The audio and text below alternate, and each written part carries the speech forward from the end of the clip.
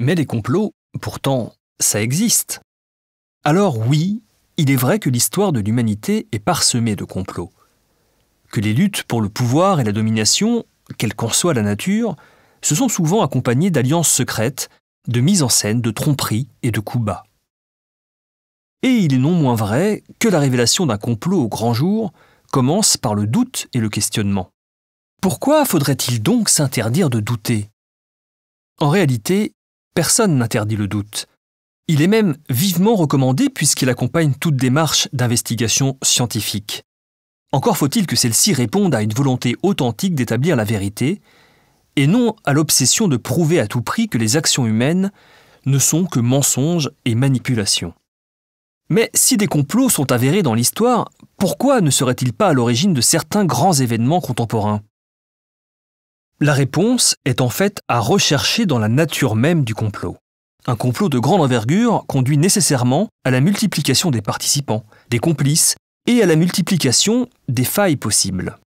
Une telle opération se condamne donc à être divulguée, soumise aux maladresses et aux indiscrétions.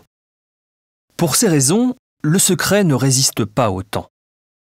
Si l'histoire est pleine de petits complots ayant été décelés, de grands complots qui seraient restés secrets pendant des décennies et impliqueraient des centaines, voire des milliers de personnes, relèvent du mythe. Il n'est pas de preuve d'une de ces grandes théories qui ne puisse être objectivement et techniquement déconstruite. Seulement, la déconstruction exige du temps, plus qu'il n'en faut aux complotistes pour produire de nouveaux contre-arguments, souvent falsifiés, en quantité illimitée.